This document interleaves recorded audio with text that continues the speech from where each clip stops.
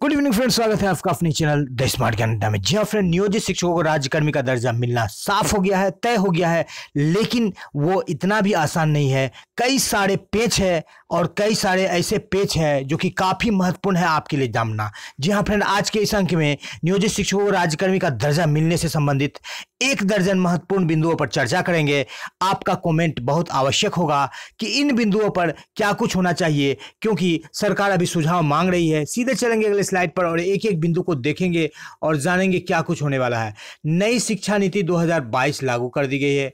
जी हाँ फ्रेंड, आप जान रहे हैं, नई शिक्षा नीति 2020 भी बोल सकते हैं। और इस शिक्षा नीति के द्वारा जो है किसी भी राज्य में, किसी भी स्टेट में जो है नियोजित शिक्षक या संविदा पर बहाल शिक्षक नहीं रहेंगे, जिस बाबत बिहार सरकार को हर हाल में नियोजित शिक्षकों को जिला संवर्ग में या राज्यकर्मी का दर्जा में लाना ही पड़ेगा, क्योंकि एक बड़ी संख्या है 4.5 लाख की नियोजित शिक्षकों की, और एक मुट्ठी भर जो नियमित शिक्षक हैं वो 2026-27 तक पूरी तरह से विलुप्त हो जाएंगे, समाप्त हो जाएंगे। जी हाँ फ्रेंड, तो नियोजित शिक्षकों को राज्यकर्मी का दर्जा नई शिक्षा नीति 2020 के तहत भी मिलना तय है, लेकिन सरकार चाहती है कि अभी समय है तो कुछ दांवपेच लगा ले, कुछ अपने वोट बैंक को बढ़ा ले, कुछ टाइम पास कर ले और साथ ही साथ जो है कुछ पैसे को भी बचा ले, जो सबसे बड़ा बात है। जी हाँ फ्रेंड, यहाँ पर बात करेंगे सिर्फ पॉइंट्स की, महत्वपूर्ण बिंदुओं की। तो नियोजित शिक्षकों को राज्यकर्मी का दर्जा मिलेगा, आगे उसके नियमावली को भी देखेंगे और विभिन्न बिंदुओं को भी देखेंगे, लेकिन पहले अभी देख लेते हैं कि क्या कुछ है। बात कर लेते हैं, सक्षमता परीक्षा की बात की गई है। सक्षमता परीक्षा, जी हाँ फ्रेंड, एक नया शब्द दिया गया है। दक्षता के बाद, पात्रता के बाद एक सक्षमता, एबिलिटी टेस्ट। जी हाँ फ्रेंड, सक्षमता परीक्षा के बाद आप जिला संवर्ग में जाएंगे, नियमित शिक्षक बनेंगे। और सक्षमता परीक्षा क्या होगा?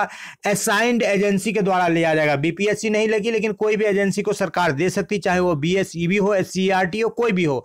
3 चांस का मौका सरकार दे रही है, अन्यथा सेवा आपकी समाप्त कर दी जाएगी। तो यहां पर सरकार ने अपने पाले में गेंद को रख लिया है। कहने का तात्पर्य है कि आप ज्यादा उड़ नहीं सकते हैं। कारण क्या है कि ये क्वेश्चन सरकार बनाएगी। सरकार को ऐसा लगेगा कि आपको रखना है तो वो बिल्कुल आसान क्वेश्चन बनाएगी, जैसे दक्षता में 100 में भी बहुत सारे शिक्षक लेकर के आते हैं। और फिलहाल ये जो परीक्षा विभागीय होगी, इससे ये आपको ये आसानी मिलेगी कि जो एक खुली प्रतिस्पर्धा थी, एक जो ओपन जो चुनौती था, ओपन जो कंपटीशन था, उससे आपको बाहर कर दिया गया है और आप सिर्फ शिक्षकों के साथ शिक्षक ही लड़ेंगे। कपिल देव के साथ सुनील गावस्कर खेलेगा, न कि विराट कोहली खेलेगा। जी हाँ फ्रेंड, तो ये एक अच्छी बात की गई है सरकार के द्वारा। फिलहाल सरकार ने आपको बहाल किया है, तो क्वेश्चन कभी भी टफ नहीं रहेगा, आसान ही रहेगा, क्योंकि यदि कम से कम लोग पास करेंगे तो सरकार का भी छीछा लेदर होगा। तो इस परीक्षा के पीछे सिर्फ और सिर्फ सरकार का मकसद है चुनाव के करीब ले जाना, 2024 और 25 चुनाव के करीब ले जाना, और दोनों चुनाव में आपको लाभ लेना, और आपको इस तरह से लटका करके रखेगी सरकार कि आप उन्हें वोट दीजिए, वोट देने के बाद उनके सरकार को बनाइए, तब जाकर के आपको लाभ मिलेगा। जैसा कि मैं पहले से ही कहते आ रहा हूं, वरीयता की बात करें तो अब तक क्लियर नहीं है कि बीपीएससी के शिक्षक वरीय होंगे कि ये जो राज्यकर्मी बनाए जाएंगे सरकार के द्वारा वो वरीय होंगे। फिलहाल जो निचोड़ निकल करके आ रहा है, बीपीएससी के शिक्षक ही अब तक जो है ज्यादा वरीय हैं, इसलिए कि वो क्लियर कट जो है राज्यकर्मी हैं, और आप जो है बिल्कुल भाया मीडिया राज्यकर्मी आप बन रहे हैं। बात कर लेते हैं वरीयता की, आपसी वरीयता की, यानी कि नियोजित शिक्षकों का नियोजित शिक्षकों के साथ वरीयता। तो प्राथमिक, मध्य माध्यमिक और उच्चतर माध्यमिक में अलग अलग होगा, जिसका 3 आधार होगा। प्रशिक्षण तिथि, यानी कि जिसका प्रशिक्षण तिथि पहले का होगा वो बढ़िया होगा। उसके बाद यदि प्रशिक्षण तिथि सेम हो जाए तो डेट ऑफ बर्थ, उसके बाद नाम का आपका अल्फाबेटिकल में जो रहेगा वही। डीएएचआरए मेडिकल आपको मिल रहा है, इसमें कहीं कोई दिक्कत नहीं है, लेकिन अर्निंग लीव, ग्रेजुएटी और नेशनल पेंशन में अभी तक स्पष्ट नहीं किया गया है। ऐसा कयास लगाया जा रहा है जो नियमावली को देख करके कि राज्यकर्मी का दर्जा मिलेगा तो आपको अर्निंग लीव भी मिलेगा, जिसकी राशि मिनिमम 5 से 10 लाख होगी। इस सैलरी पर 25,000 पर भी कम से कम 5 लाख होगी, और ग्रेजुएटी की भी राशि 25,000 सैलरी पर 5 लाख से प्लस होगी। तो ये एक बड़ी राशि है, और नेशनल मतलब एनएसपी में डाल देगा सरकार, यानी कि नई पेंशन स्कीम में डाल देगा। तो कम से कम जो है आपको 25 का जो है 12%, यानी कि 12 गुना 25, 12 दाही 25 दाही 2,500, यानी 3,000 रुपया चलेगा आपका जो है पेंशन स्कीम में। एक अच्छा था, पहले जो है 1,800 ही जा रहा था, लेकिन आपको अब लगभग 4-4,500 उसमें सरकार भी अंशदान करेगी, 10% और 12%, तब 22%, तो एक अच्छी खासी राशि चली जाएगी। वेतन संरक्षण हाँ, सेवा निरंतरता नहीं। जी हाँ फ्रेंड, तो पेंशन पर भी स्पष्टता नहीं है, वेतन संरक्षण आपको मिल रहा है। तो यहाँ पर एक बड़ी बात है, सेवा निरंतरता सरकार ने नहीं दिया है। क्यों नहीं दिया है कि सेवा निरंतरता देने पर क्या होगा कि अभी आपको स्केल को दिखाएंगे। जस्ट जैसे अभी कोई बेसिक ग्रेड का शिक्षक है 29,530 की सैलरी ले रहा है और वो 12वें इंडेक्स पर है, तो सेवा निरंतरता देने पर वो 12वें इंडेक्स की सैलरी, उसकी सैलरी 50,000 प्लस चली जाएगी। जी हाँ फ्रेंड, 12वें इंडेक्स की सैलरी उसकी 50,000 प्लस चली जाएगी। जी हाँ फ्रेंड, हाथ कंगन को आरसी क्या आपको दिखा देते हैं तुरंत उस स्लाइड को ला करके कि आपको सेवा निरंतरता क्यों नहीं सरकार दे रही है। तो ऐसे शिक्षक है जो कि अब देखिए यहाँ पर 20 है, आपको सेवा निरंतरता देगी तो यहाँ पर 34,000 आपका मूल वेतन हो जाएगा, और 34,000 पर जब आप सैलरी की गणना करेंगे तो आपका 55 से 60,000 सैलरी बनेगा। तो आपको सिर्फ और सिर्फ वेतन संरक्षण का लाभ मिलेगा, यानी कि 1 to 5 के शिक्षक जिनका 29,530 वेतन है, 29,850 का वेतन होगा। तो कितना वेतन में बढ़ोतरी हुई? मूल वेतन में 300 रुपया की। तो सैलरी में कितनी सी बढ़ोतरी होगी? मुश्किल से 1,000 रुपए की। कितनी बढ़ोतरी होगी? 1,001K की। लेकिन जिनका 25,000 से कम है वो 25,000 लेंगे, और 25,000 से ऊपर वाले सारे शिक्षक जो है सिर्फ वेतन संरक्षण का लाभ लेंगे, सेवा निरंतरता का लाभ नहीं। मतलब उनके सैलरी में एक थोड़ी सी वृद्धि होगी, 1,000 रुपए से 1,500 रुपए तक की बढ़ोतरी होगी, ज्यादा बढ़ोतरी नहीं होगी। ज्यादा बढ़ोतरी किनको होगी? जो 25,000 से काफी पीछे थे। सेम वही क्राइटेरिया सभी जगहों पर चलेगा, आपको सेवा निरंतरता का लाभ नहीं दिया गया है। इसलिए सेवा निरंतरता के लिए जमकर लिखिए, जो सप्ताह दिन का समय है जो पब्लिक डोमेन में रखा गया है, वहां पर आप सेवा निरंतरता की बात कर सकते हैं कि सेवा निरंतरता दिया जाए। सेवा निरंतरता देने की स्थिति में आपकी सैलरी बहुत ज्यादा अधिक हो जाएगी।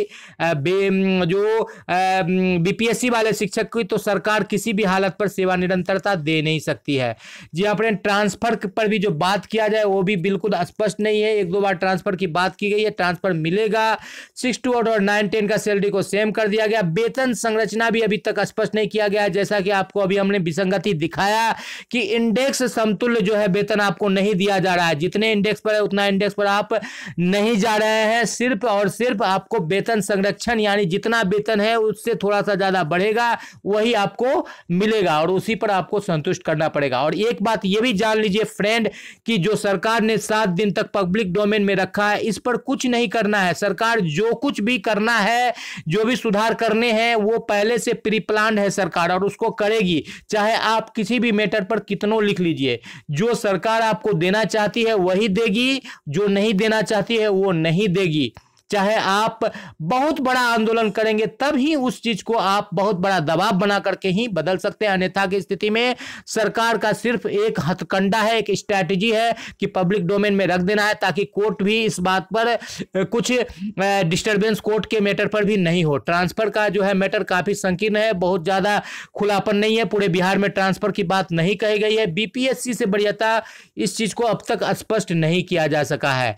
और भी बहुत सारे बात कर लेते हैं, जो पेपर कटिंग है यहाँ पर देख लेते हैं। सैलरी जो है पुराना मिल रहा है 1 to 5 के शिक्षकों का 35,000, अब 40,000 हो जाएगा। 6 to 8 का 36,000 अब 45,000 तक हो जाएगा। ये मिनिमम सैलरी की बात की रही है। 9-10 का 36,849 से 49,000 हो जाएगा।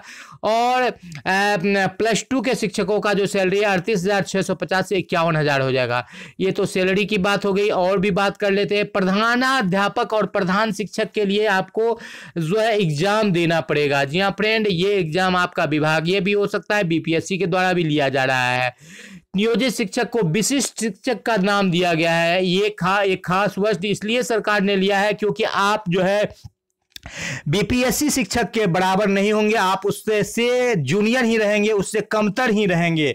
और आपको एक नया नाम दिया गया है विशिष्ट शिक्षक, आपका संवर्ग अलग रहेगा। जी हाँ फ्रेंड, कक्षा 1 से 5 तक के लिए 25,000। ये तो बातें हो गई। अब बात कर लेते हैं विशिष्ट शिक्षक के लिए प्रोन्नति और ट्रांसफर का भी प्रावधान किया गया है। यानी कि किया गया है, मतलब सरकार आपको खैरात दे रही। विशिष्ट शिक्षक नियमावली पर 1 हफ्ते में सुझाव मांगे गए हैं, जो कि प्री प्लान है, सरकार का स्ट्रैटेजी है। जिस चीज को चेंज करना है वो पहले से उसको प्लान है, उस चीज को चेंज कर देगी और बताएगी इसी चीज पर ज्यादा कुछ आया है, सुझाव आया है। विशिष्ट शिक्षक बनने के लिए नियोजित शिक्षकों को पास करनी होगी परीक्षा, जो कि 3 टर्म में परीक्षा देना है और सारे के सारे भत्ते मिलेंगे। 8 साल की सेवा के बाद प्रोन्नति मिलेगी। लेकिन बात कर लेते हैं उन शिक्षकों की जो 2003 में बहाल हुए थे और 2006 में उनको फिर समायोजित किया गया पंचायत शिक्षक, प्रखंड शिक्षक के रूप में। वो 12 वर्ष के बाद 2006 और 2018 में ही प्रोन्नति के हकदार हो गए।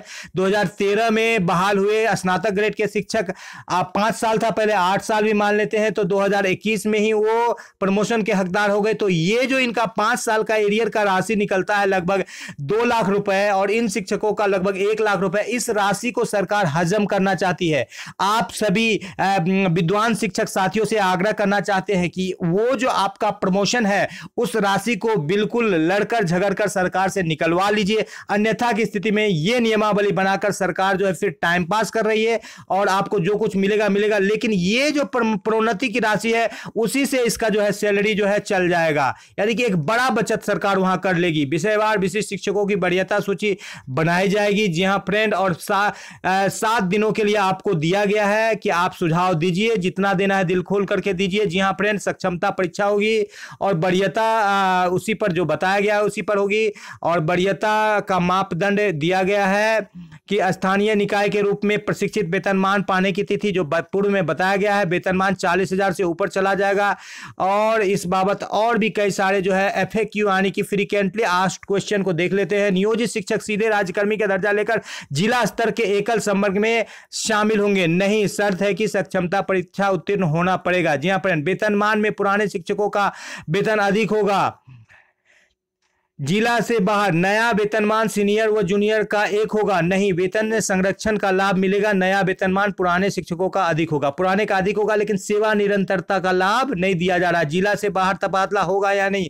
हाँ, जिला में तो कहीं भी DO तबादला कर सकते हैं, लेकिन जिला के बाहर प्राथमिक और माध्यमिक शिक्षा निदेशक स्थानांतरित करेंगे। 2 बार विकल्प मिलेगा, 2 बार जिला से बाहर आप जा सकते हैं। क्या सक्षमता परीक्षा पास करना अनिवार्य होगा? जी हाँ, बिल्कुल अनिवार्य होगा। 3 बार फेल कीजिएगा तो बैक टू द पवेलियन पुनर्मूसिको भव। जी हाँ फ्रेंड, 3 बार में पास नहीं करेंगे तो सेवा मुक्त कर दिए जाएंगे। वेतन संरक्षण, प्रोन्नति और ट्रांसफर का लाभ मिल रहा है। राज्यकर्मी बढ़ने पर वेतन बढ़ेगा, जिसका मैट्रिक्स भी जारी कर दिया गया है। 10 से 12 हजार तक वेतन में जो बढ़ोतरी की बात हो रही थी सेवा निरंतरता के साथ, वो बिल्कुल छलावा है। 1 से 2 हजार की वेतन में बढ़ोतरी होगी। जी हाँ फ्रेंड, और भी कई सारे बातें हैं, लेकिन वीडियो काफी लंबा हो जाएगा, इसलिए आज के अंक में इतना ही। कल के अंक में वेतन पर बिल्कुल प्रकाश डाला जाएगा।